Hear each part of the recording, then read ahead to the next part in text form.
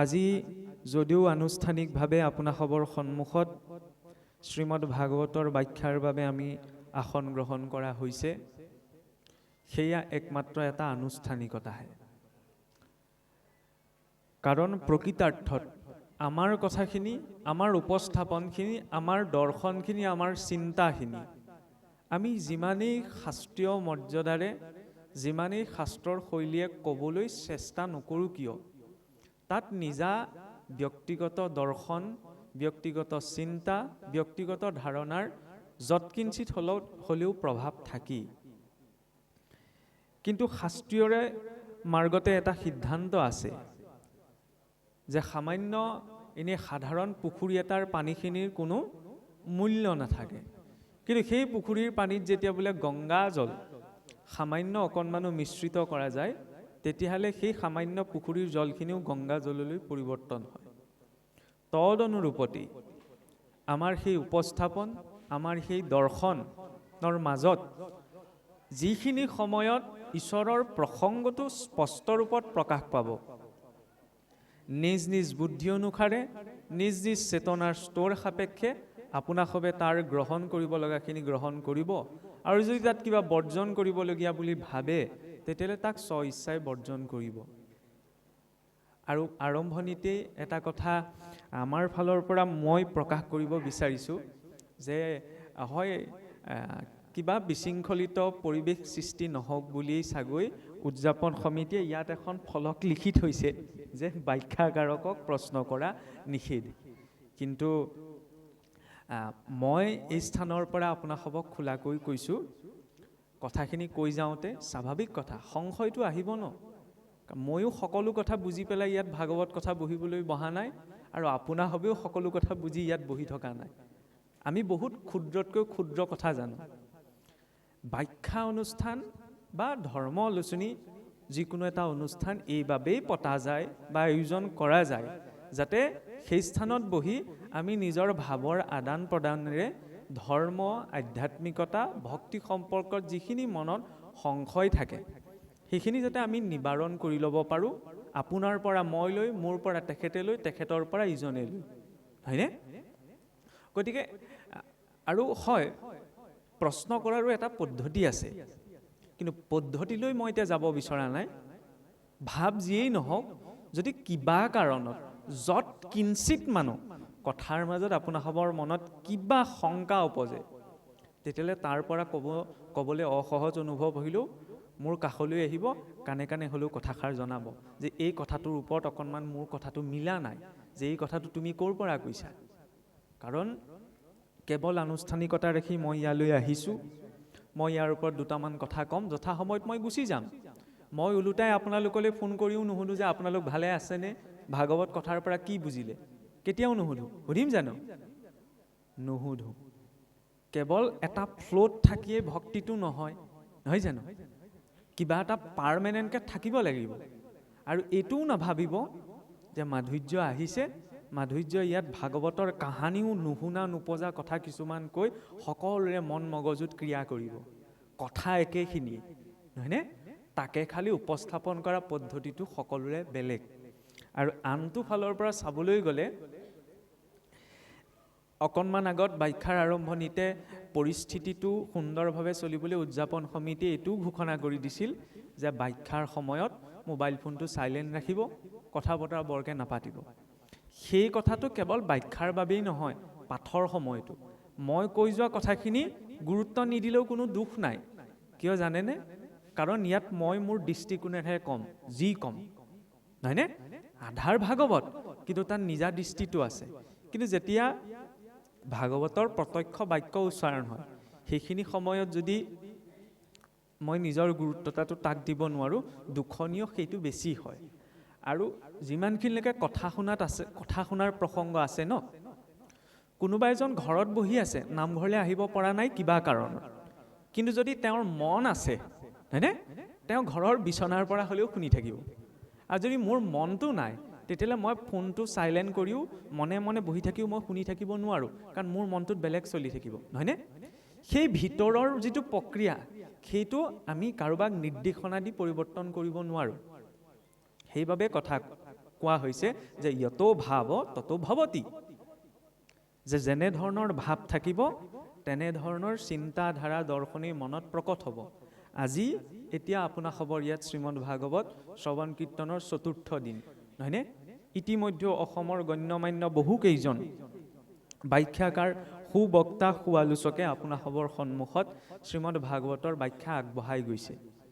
গতিকে যেতিয়া তেৰা সমস্তই ভাগৱতৰ আধাৰত ভক্তি মাৰ্গৰ কথাখিনি আপোনাৰ খবৰ আগত উপস্থাপন কৰি গৈছে, গতিকে তাৰ ওপৰত আকৌ মই মলম লগাবলৈ মোলৈ বাকী নাই। গতিকে মই অকণমান ব্যক্তিগত ধাৰাৰেহে দুটামান কথা আজি উপস্থাপন কৰিম। আৰু তৃতীয় কথাটো হ'ল কি, সময় যিয়েই নহওক, এতিয়া লাহে লাহে গম পাব, যেতিয়া ছাগলীৰ মুখখন খোল খায় তেতিয়া সহজে বন্ধ নহয়। আৰম্ভণিতে বহি ভাল লাগিব, আৰু ৮ ঘণ্টা ২ ঘণ্টাৰ পাছত কেতিয়া উঠি যাওঁ লাগিব। গতিকে আৰম্ভণিতেই কৈ থৈছোঁ যে নামঘৰৰ ভিতৰত বহি আছোঁ, উঠি গ'লে বেয়া পাব নি, বেয়া লাগিব নি, ভুলতো নাভাবিব, মনুষ্য দেহাহে। যদি আমনি পায় স্ব ইচ্ছাই উঠি যাব, আৰু যদি আমনি পায় কৈ দিব যে সামৰিব লাগে। কাৰণ মই ভাল পোৱা নোপোৱাৰ পৰা ইয়াত একো পৰিৱৰ্তন নহয়, আপুনি ভাল পোৱা বেয়া পোৱাৰ পৰা একো পৰিৱৰ্তন নহয়। ভাৱটো একমাত্ৰ ঈশ্বৰেহে জানে। ময়ো ইয়াত কি ভাৱ লৈ বহিছোঁ আপোনাৰ সবে কোনেও মোৰ মুখমণ্ডললৈ চাই বুজিব নোৱাৰে মোৰ অন্তৰত কি আছে, নাইনে? আৰু সেইবাবে ভগৱন্তকো কোৱা হৈছে ভাৱগ্ৰাহী জনাৰ্দন। কিমান জানিছোঁ, কিমান বুজিছোঁ, কিমান ভক্তি কৰিছোঁ, কিমান শাস্ত্ৰ পঢ়িছোঁ, কোনো বিচাৰ্য বিষয় নহয়। বিচাৰ্য বিষয় কি? ভাৱটো কি, হয়নে? যেতিয়ালৈকে ভাৱটো শুদ্ধ নহয় তেতিয়ালৈকে শাস্ত্ৰ পঠন পাঠন আলোচনা বা তত্ত্ব কথাই জীৱক তৰাব নোৱাৰে। ভাগৱতৰ আধাৰেই হৈছে ভাৱ।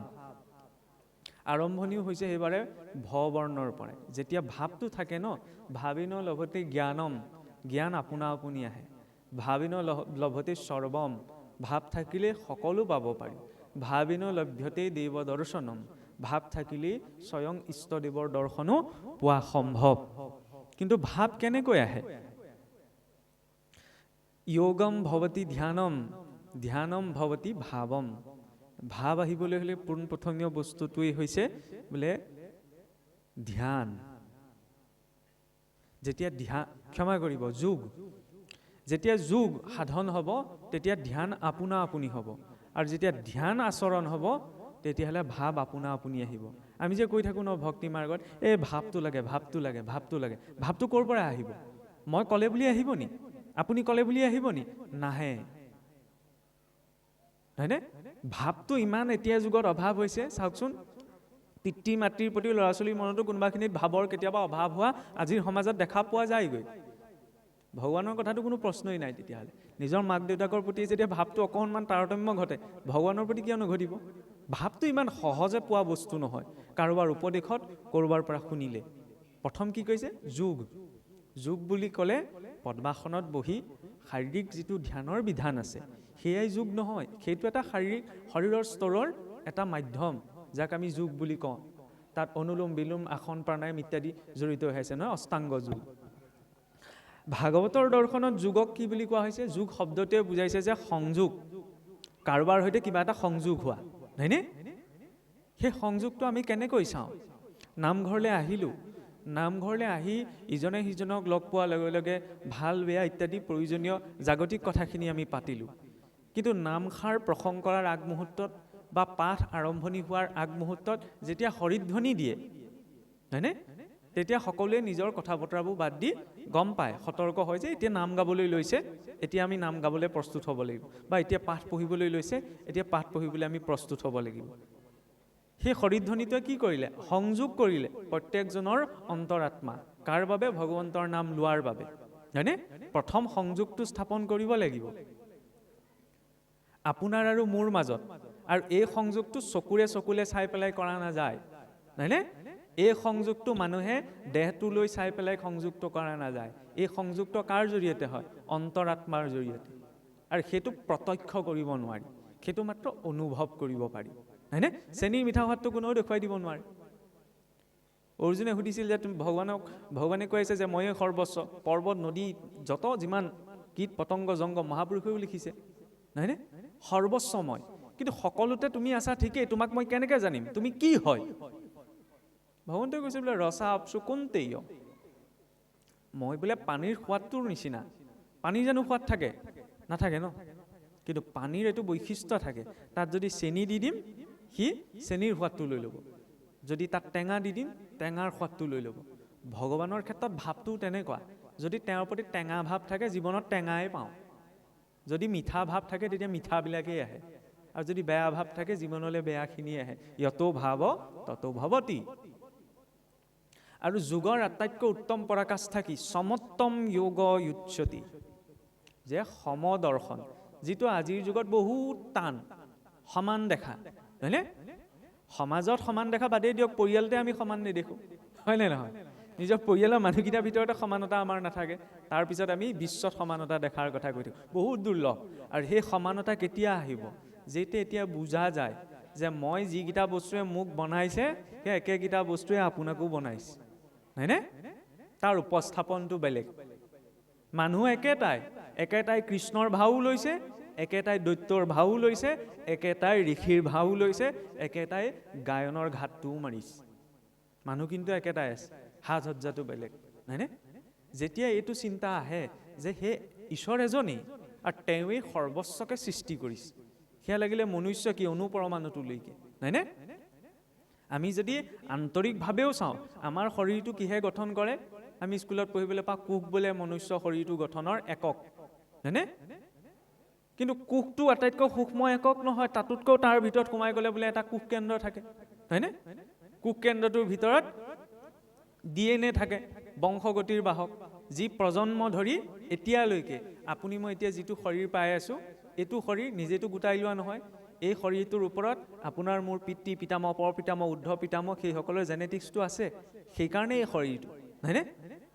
আৰু সেই বংশগতিৰ বাহক যিটো অংশত সোমাই থাকে, তাক যদি টানি যদি উলিয়াই দিবলৈ হয়, আমাৰ গোটেই পৃথিৱীখন 4 পাক বোলে বান্ধি পেলাব পৰা যাব। ভাবি চাওকচোন, আমি কোষটোৱে চকুৰে নেদেখোঁ, কোষটোৰ ভিতৰত কোষ কেন্দ্ৰ, তাৰ ভিতৰত বংশগতিৰ বাহক ৰূপত সেই DNA ডাল আছে, ইমান সূক্ষ্ম, কিন্তু সেই সূক্ষ্মতাত ইমান বিৰাট সোমাই আছে যে 4 পাক পৃথিৱীখন মেৰুৱাই পেলাব পৰা হ'ব। সৌদিনালৈকে সেইটো সম্ভৱ নাছিল, কিন্তু এতিয়া সকলোৱে জানে DNAৰ কথা, হয়নে? কিন্তু সেই DNAতকৈ সূক্ষ্ম বস্তু হৈছে কি? ইলেক্ট্ৰন, প্ৰজিট্ৰন, এইবিলাক কিছুমান পদাৰ্থৰ কণা। কিন্তু তাতোতকৈ সূক্ষ্ম বস্তু হৈছে কি? ষ্ট্ৰিং, অৰ্থাৎ এটা কম্পনাংক, যাক আধুনিক বিজ্ঞানৰ ভাষাৰে শক্তিৰ এটা স্বৰূপ বুলি কোৱা যায়। সৃষ্টিৰ আৰম্ভণি ক'ৰ পৰা হৈছে? শক্তিৰ পৰাই। এই শৰীৰটো কোনে চলাই আছে? শক্তিয়ে। শক্তিৰ স্বৰূপবিলাক বেলেগ বেলেগ, মূল উৎসটো কি? এটা বস্তুৱেই, যাক আমি ভাগৱতৰ ভাষাৰে বা ধাৰাৰে চেতনা বুলি কওঁ, হয়নে? সেই চেতনা যিদৰে ভগৱন্তত আছে, ভগৱন্তই স্বয়ং চেতনাময়, প্ৰত্যেক জীৱ শৰীৰতো আছে, প্ৰত্যেক অনুপৰমাণুতো আছে। যেতিয়া বুজা যায় যে মেইন কজটো একেই, মোৰ অস্তিত্বৰ আৰু সেই বিৰাটৰ অস্তিত্বৰ, তেতিয়া সমানতাটো আহে। সমানতা মানে এইটো নহয় বুলিব এইজন সমাজৰ এজন শিক্ষিত মানুহ, নহয়নে? আৰু সেই শিক্ষিত মানুহজন, এই যে কোৱা যায়, ভুল ধাৰণা এটা গুচি আহে নহয়, কুকুৰৰ চিগালৰ কুকুৰটোতো সমান দৃষ্টি ৰখা আৰু ব্ৰাহ্মণজনতো সমান দৃষ্টি ৰখা। তাৰ পৰা এইটো বুজোৱা নাই যে কুকুৰটোৱে ব্ৰাহ্মণজন, ব্ৰাহ্মণজনে কুকুৰজন। ব্ৰাহ্মণ বুলি ক'লেও আজিকালি শব্দটো প্ৰয়োগ কৰিবলৈ আমাৰ অসমত ভয়। ব্ৰাহ্মণ বুলি ক'লেও তথাকথিত জাতিগত এটা ধাৰাত মানুহে লৈ বা বুজি লয়। ব্ৰহ্ম জানাতি ব্ৰাহ্মণ, সেই দৃষ্টিৰেহে ইয়াত সেইটো কথা কোৱা হৈছে, হয়নে? তাত দুইজন সমান কোনটো স্তৰত? আত্মাৰ স্তৰত, হয়নে? তেওঁলোকৰ অস্তিত্বৰ মূলভূত কাৰণৰ আধাৰত তেওঁলোক সমান। সেই সমানতাটো আহিলে ধ্যান আহে। ধ্যান মানে কি? একাগ্ৰতা। এই কলি যুগত বোলেতো ধ্যানৰ দৰকাৰ নাই, নহয় জানো? যুগ ধৰ্মই কৈ গৈছে, সেইখিনিতে দৃষ্টিকোণটো বহল কৰাটো প্ৰয়োজন।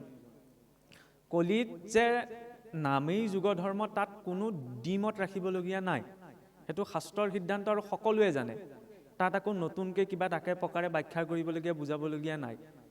কিন্তু তাৰ অৰ্থ এইটো নহয় যে বাকী যিখিনি ব্যৱস্থা আছে সেই ব্যৱস্থাখিনিক আমি নুই কৰিম। নামৰ প্ৰাধান্যতা আছে, কিন্তু সেই নামক ল'বলৈ যাওঁতে আমি ধ্যান নহ'লে নহ'ব, একাগ্ৰতা নহ'লে নামষাৰ গোৱা সম্ভৱ জানো? ভগৱন্তই নিশ্চয় 4 দিনৰ ব্যাখ্যাত ভগৱন্তৰ ধাৰণাৰ ধ্যান ধাৰণাৰ কথা ওলাইছে। ভগৱানৰ ৰূপটো ভাবিবলৈ চৰণৰ পৰা মস্তকলৈ, মস্তকৰ পৰা চৰণলৈ ভাবিব লাগে। নভবাকে জানো আমি তেওঁক ধ্যান কৰিব পাৰিম, তেওঁৰ নাম ল'ব পাৰিম? নামতিজনে নামষাৰ গাঁৱতে স্থূল বৈকুণ্ঠখন ইয়াত কল্পনা কৰিব লগা হয়, হয়নে? সেই চৰ্চনৰ জৰিয়তে কি ধ্যান? ধ্যানৰ লক্ষ্য যদি কৃষ্ণ, তেতিয়াহ'লে সেইটো প্ৰয়োজনীয়। আৰু সেই যেতিয়া ধ্যান আহে, ধ্যান আহিলে কি হয়? এটা নিৰ্দিষ্ট স্থানত মনটো কেন্দ্ৰীভূত হয়। নাম যে ক'লে, এক শৰণৰ কথা যে ক'লে, কিয়? এক শৰণ গোড়ামী নহয় যে এজন কৃষ্ণকে মানি লৈছে, বাকী কাকো নামানো বুলি কোৱা হোৱা নাই, কিন্তু এজনক ধৰা হৈছে যাতে মনটো একাগ্ৰ হয়। সেইটো কত্তৰতা নহয়, সেইটো স্পষ্টতা, হয়নে? আজি এতিয়া মই কথাত প্ৰসংগ লাগি কৈছোঁ, আজি বসন্ত পঞ্চমী, সৰস্বতী পূজা, হয়নে? সৰস্বতী পূজা বুলি ক'লে আমি এতিয়া বৈষ্ণৱ মাৰ্গত নাকটো কুচাই দিম নি? নিদিওঁ আমি, হয়নে? বিদ্যাৰ অধিষ্ঠাত্ৰী বুলি আমাৰ শাস্ত্ৰসমূহত আছে, সেইটো কথা বেলেগ। কিন্তু আমি বৈষ্ণৱ মাৰ্গত থাকি কৃষ্ণক উপাসনা কৰোঁ। তাৰ উদ্দেশ্য কি? কৃষ্ণক মনাৰ অৰ্থ এইটো নহয় যে আমি কাৰোবাক নিন্দা কৰোঁ, হয়নে? সেইটো স্পষ্টতা। আমি এজন ঈশ্বৰক ধৰি আগবাঢ়িব লাগিব। ৰথৰ চকাখিনিৰ সন্মুখত ঘোঁৰা 4-5টা লগোৱা থাকে। এটা ঘোঁৰা বোলে পূবলৈ যাব, ইটো পশ্চিমলৈ যাব, সেইটোতো সম্ভৱ নহয়। একেলগে জুতি বান্ধি থোৱা থাকে যেতিয়া এটা পথতেই যাব লাগিব। কিন্তু হ'লেও এইফালেও পতি এটা থাকে, এইফালেও পতি এটা থাকে। কিয়? যাতে নিজৰ লক্ষ্যটোত সম্পূৰ্ণ স্পষ্ট, তিল মানুহ বিচলিত নহয়। সেইবাবে এজনৰ সিদ্ধান্ত। চেতনাৰ স্তৰত তেওঁ লাগিলে যোনেই যি বুলিয়ে গ্ৰহণ নকৰক কিয়, নহয়নে? শান্তমূৰ্তি কৃষ্ণ দেৱক ভজন্ত, আন দেৱ সমস্তকো নিন্দা নকৰন্ত। নহ'লে আৰু বৈষ্ণৱৰ আৱেগটো আহিলেও কেতিয়াবা আমাৰ নিন্দাবাদটো খুব হৈ যায়। আমি আনক বিচাৰ কৰিবলৈ যাওঁ। আমাৰ দায়িত্ব হৈছে আমি নিজক বিচাৰ কৰা, নিজক কিমানে পৰিপক্ক কৰিব পাৰোঁ। আৰু যেতিয়া সেই ধ্যান আহে, ভগৱন্তত একাগ্ৰতাটো আহে, তেতিয়া ভাৱ আহে। ভাৱতেই ভক্তি সিজে। কিন্তু সেই ভাৱক গ্ৰহণ কৰাৰো 3টা বোলে উদ্দেশ্য আছে। প্ৰথমটো হৈছে ইচ্ছা, দ্বিতীয়টো হৈছে আৱশ্যকতা, আৰু তৃতীয়টো হৈছে বাধ্যতা। যেনেকৈ ভগৱানৰ কথা শুনিবলৈ, ভগৱানক ভজিবলৈ, সেইটো কথাকে কোৱা হোৱা নাই। কাষৰ ঘৰলৈ যাবলৈও প্ৰথমতে কি বস্তুটো লাগিব? ইচ্ছাটো। ইচ্ছা নহ'লে নামঘৰলৈ বাদ দিয়ক, বিচনাখনৰ পৰা উঠি যাবলৈকে মন নাযায় ঠাণ্ডাৰ দিনত, হয়নে নহয়? শুনিবলৈ অকণমান আচহুৱা লাগিব পাৰে, কিন্তু তেনেকেই বুজিব লাগিব। ভক্তি বুলি ক'লে সৌ ওপৰত বহি থকা কিবা এটা বস্তু নহয়, নিজৰ জীৱনতে সেইখিনি বস্তু প্ৰতিফলিত হৈ আছে। প্ৰথমটো প্ৰয়োজনীয় বস্তুটো হৈছে যিকোনো কিবা এটা কাম আচৰণ কৰা, কৰিবলৈ যোৱা, প্ৰথমটো হৈছে ইচ্ছা। যি স্থানত ইচ্ছাটো থাকে তাত আৱশ্যকতা আৰু বাধ্যতা নাথাকিবও পাৰে। মন গৈছে কাৰণে তেওঁ গৈছে, মন গৈছে কাৰণে তেওঁ চাকি জ্বলাইছে, মন গৈছে কাৰণে ধূপডাল জ্বলাইছে, মন গৈছে কাৰণে তেওঁ ক'ৰবালৈ গৈছে। আৰু দ্বিতীয়টো হৈছে কি? আৱশ্যকতা। য'ত আৱশ্যকতা থাকে তাত প্ৰয়োজন নহয় যে ইচ্ছাটো থাকিব। ডক্তৰৰ ঘৰলৈ যাবলৈ কাৰো ইচ্ছা নাযায়, কিন্তু কেতিয়াবা বেমাৰত পৰিলে আৱশ্যকতাটো আহি পৰে যে ফাৰ্মাচীখনলৈ যাব লাগে, ডক্তৰৰ ঘৰলৈ যাব লাগে, হয়নে? তাত আৱশ্যকতাটো আছে, কিন্তু ইচ্ছাটো তাত নাই। তৃতীয়তে বাধ্যতা। য'ত বাধ্যতা থাকিব তাত ইচ্ছাও নাথাকে, আৱশ্যকতাও নাথাকে। মই বেয়া কাম এটা কৰিলোঁ, মই এতিয়া জেললৈ যাবই লাগিব। জেললৈ যোৱাত মোৰ ইচ্ছাও নাই, মোৰ আৱশ্যকতাও নাই, কিন্তু মই বাধ্য, মই যাবই লাগিব, হয়নে? তেতিয়াহ'লে আমি ভাগৱত কথা শুনিছোঁ, বুজিছোঁ, নামঘৰলৈ আহিছোঁ, এতিয়া ইচ্ছা কৰি আহিছোঁ নে আৱশ্যকতাত পৰি আহিছোঁ নে বাধ্যতাত পৰি আহিছোঁ? সেইটোতো স্পষ্ট হ'ব লাগিব ন। মই বাধ্যতাত পৰিহে আহিছোঁ, মই ইচ্ছাটো অহা নাই, আৱশ্যকতাটো অহা নাই। কিয়? মোক মাতিলে কাৰণে আহিলোঁ, নমতা হ'লেতো মই ভুলতো নাহোঁ, আহিলোহেঁতেন যে নাহোঁ। কিন্তু আটাইতকৈ ইণ্টাৰেষ্টিং কথাটো হ'ল কি? ভক্তি না ইচ্ছাত হয়, না আৱশ্যকতাত হয়, না বাধ্যতাত হয়। ভক্তি কেনেকৈ ইচ্ছা কৰিলে সম্ভৱ? আমিতো ইচ্ছা বহুত কিবা কিবি কৰোঁ, পাওঁ জানো? আমিতো ভকতৰ বিদায়ৰ আগমুহূৰ্তত ঈশ্বৰক সাক্ষী ৰাখি কৈ থৈ যাওঁ যে প্ৰভু কৃপাৰ সাগৰ বোলে দৈৱকী নন্দন পুৰিও মনৰ কাম, ভকতৰ সংগ সদা নুগুচুক মুখে তোৱা গণনা। সেইখিনিত সেইটো ইচ্ছা কৰিলোঁ নহয়। সকাম ভগাৰ লগে লগে, অনুষ্ঠান ভগাৰ লগে লগে সেইটো ইচ্ছা নকৰোঁ নহয়, কৰোঁ জানো? খোৱা সময়ত কোনোবাই ভকতৰ সংগ বিচাৰে জানো? নিবিচাৰে নহয়। শুবলৈ যোৱা সময়ত কোনোবাই ভকতৰ সংগ বিচাৰে জানো? নিবিচাৰে নহয়। ক'ৰবাত ফুৰিবলৈ যোৱা সময়ত কোনোবাই ভকতৰ সংগ বিচাৰে জানো? নিবিচাৰে। ইচ্ছা কৰিয়ে কেৱল ভগৱন্তক পাব পৰা নাযায়, কাৰণ আমাৰ ইচ্ছা সংসাৰজনিত, ঈশ্বৰজনিত নহয়। দ্বিতীয়তে আৱশ্যকতা। আমি ভক্তিৰ ধাৰাটোত প্ৰায় 80% আমাৰ ভাৱটো এনেকুৱা আৱশ্যকতাত পৰিহে আমি জড়িত হওঁ, হয়নে? এইবিলাক অকণমান ধৰ্ম কৰ্ম কৰিলে মন মগজুবিলাক ভাল হৈ থাকে, পৰিয়ালৰ অকণমান গ্ৰহ দুখ, কাল দুখ, দৈৱ দুখ এইবিলাক অকণমান খণ্ডন হৈ থাকে, হয়নে? তেনেকুৱা সেইটো বেয়া কথা নহয়, সেইটো মানুহৰ চেতনাৰ স্তৰ যে আৱশ্যকতাত পৰি তেওঁ ধৰ্ম আচৰণ কৰিছে। আৰু তৃতীয়টো পক্ষই বাধ্যতাত পৰি কৰে। এতিয়া নগ'লে গাঁৱৰ কোনোবা এজনে বেয়া দেখিব বা ঘৰৰ কোনোবা এজনে বেয়া পাব, বা এতিয়া কথাষাৰ কৈ থৈ গ'ল নগ'লেও নহয়, যাবই লাগিব আৰু সেইটো বাধ্যতা। এই তিনিওটা বস্তু সংসাৰত লাগে। ভক্তিত কি লাগে? কৃপা। বিনা কৃপাত কোনো ঈশ্বৰ ভক্তি কৰিব নোৱাৰে। আৰু যে এই যে কৈ থকা হয় ভক্তি আটাইতকৈ সহজ, ভক্তি বোলে সকলো মাৰ্গৰ ভিতৰত ভক্তিৰ সমান সহজ মাৰ্গ নাই। ভক্তি কৰিব জানিলেহে সহজ, কৰিব নাজানিলে কেনেকৈ সহজ? ভক্তি কোনদিনা আমাৰ বাবে সহজ হৈ পৰিল? যিদিনা মোলৈ মগনা গাঁও নপুখুৰী চুক ৰাইজৰ পৰা ফোন কলটো গ'ল যে আমাৰ গাঁৱত ভাগৱত ব্যাখ্যা অনুষ্ঠানভাগ পাতিছোঁ, আমুক দিনা আপুনি ফ্ৰী আছেনে? আছোঁ, আহিব পাৰিবনে? যাম। মই আৰামছে গাড়ীত বহি আহিলোঁ, ইয়াত কথা ক'লোঁ, সময়ত কথা কৈ পেলাই মই গুচি গ'লোঁ, হয়নে? প্ৰসাদ দিলে প্ৰসাদ খালোঁ। তেতিয়া মোৰ বাবে ভক্তি সহজ। আনলৈ মই তোঁৱাই নাই, নিজতে কৈছোঁ। ভক্তি টান কোনখিনিত? উজুতিটো খাওঁতে, তেওঁৰ নামটো ওলাওঁতে কিন্তু ভক্তি বৰ টান, গাঁৱলীয়া শব্দ এটাহে ওলায়, হয়নে? তেতিয়া ভক্তি বহুত টান। 10 জনৰ আগত পটককৈ বেয়া মাতটো ওলাই যায়, কিন্তু কৃষ্ণ বুলি ক'বলৈ লাজ লাগে। হেই কৃষ্ণ ৰামকৃষ্ণ এইবোৰ বুঢ়া বুঢ়া মানুহৰ আগতহে কয়, নামঘৰতহে কয়, হয়নে নহয়? আপুনি ভাবি চাওক, আমি অন্য ধৰ্ম কৰ্ম সংস্কাৰৰ কথা কৈ আছোঁ। আগতে এই অসুৰবিলাকৰ মুখত কোনো অশ্লীলতা নাছিল। আজিকালি মানুহেতো নিজৰ মাক দেউতাকৰ নামত অশ্লীল গালি পাৰে।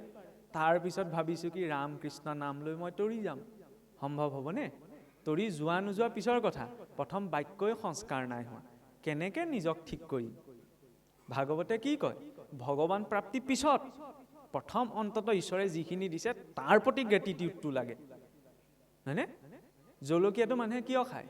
যেতিয়া কিবা এটা বস্তু খাওঁতে সোৱাদটো নাপায়, হয়নে? এই জলকীয়াটো অকণমান লৈ লয়, নহ'লে মানুহে জলকীয়া নাখায়, সোৱাদ নাপায় কাৰণে জলকীয়া খায়। এই গালি গালাজবিলাকো জলকীয়া নিচিনা, যেতিয়া ভাষাত, শব্দত, বাক্যত মধুৰতা নাথাকে, নহয়নে? সাত্বিকতা নাথাকে, তেতিয়া উপায় নাই, কথাই পতিয়ে মানে ইটো শব্দ ওলাবই লাগিব, তেতিয়াহে কাম চলিব, নহয়নে? এতিয়া এইটো নাভাবিব এইজনে একেবাৰে চিধাই বৈকুণ্ঠলৈ জখলা বনাবলৈ আহিলে, এনে বৰ শুদ্ধ আত্মিক, তেনেকৈ ভাবিলে চব খেলি মেলি হ'ব। একেবাৰে গ্ৰাউণ্ড লেভেলত যাব লাগিব, নহয়নে? মূল কথা হ'ল এইটোৱে, আগতে অসুৰ যিবিলাক দৈত্য দানৱ অসুৰ বুলি কওঁ, তেওঁলোকে কোনো বেয়া মান মতা নাই, আমি কেলৈ মাতিম? আমিতো মানুহ হয়নে নহয়? এইটো কথাক ধৰ্মৰ সৈতে জড়িত কৰিব নালাগে, এইটো সামাজিক দায়িত্ববোধ। বিনা বাক্য সংস্কাৰত ঈশ্বৰৰ নাম লোৱা সম্ভৱ নহয়। কিন্তু এই সৰু সৰু কথাবিলাকত পটককৈ গুৰুত্ব দিয়া নাযায়। ঘৰটো সকলোৱে গুৰুত্ব এটা দিয়ে, বহুত টকা পইচা খৰচ কৰি ঘৰটো ধুনীয়াকৈ বনালে দি কোনোবাই ভেটিটোক প্ৰশংসা কৰা ক'ৰবাত দেখিছে? কিন্তু ভেটিটোৱেহে ঘৰটো ধৰি ৰাখে, হয়নে নহয়? ভেটিটোকতো কোনেও সন্মান নকৰে। সেইকাৰণে আমাৰ ব্যক্তিত্বটো, আমাৰ অস্তিত্বটো ক'ৰ পৰা আৰম্ভ হৈছে তাত আমি বেছি গুৰুত্ব এটা দিব লাগিব। আমাৰ অস্তিত্ব আৰম্ভ হৈছে সেই শব্দটোৰ পৰা, হয়নে?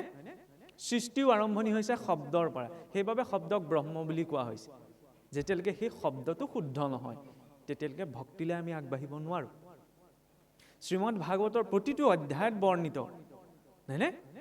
যিখিনি কাহিনী আছে, সেয়া লাগিলে ভক্ত ধ্ৰুৱ হওক, ভক্ত প্ৰহ্লাদ হওক, মহাৰাজ অম্বৰীশ হওক, বিপ্ৰ দামোদৰ হওক, তেওঁলোকৰ জীৱনটোলৈ চালে নালাগে যে ভক্তি সহজ। আমাক যদি মোৰ দেউতাই যদি ক'লেহেঁতেন তই নাম লোৱা বাদ দে, নহ'লে তোক পাহাৰৰ পৰা দলিয়াই থৈ আহিমগৈ, হয়নে?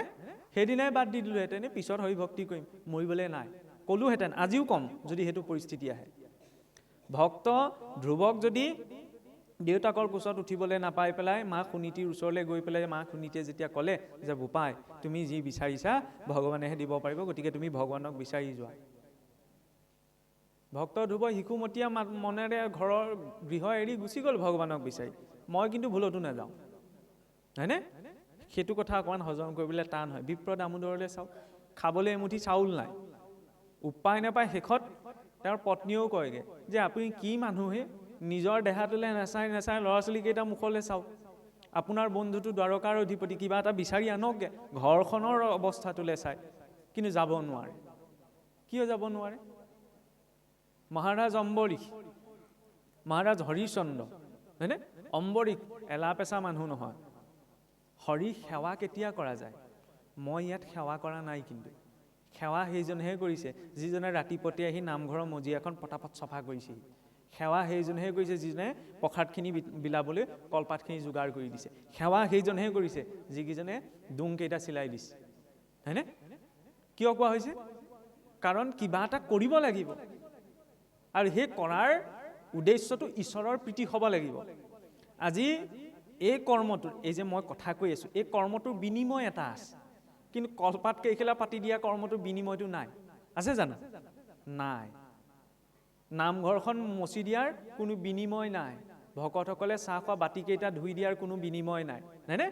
য'ত বিনিময়টো হৈ যায় তাত মূল্যটো নাথাকেগৈ, অৰ্থাৎ পুণ্যটো নাথাকেগৈ। বিনিময় হৈ গ'ল নে ইজনে লৈ গ'ল, কিন্তু মই কৰা কামটোত বিনিময় আছে। বুজি পাইছে? খোলাকে ক'বলৈ মই বেয়া পাইছোঁ, হয়নে?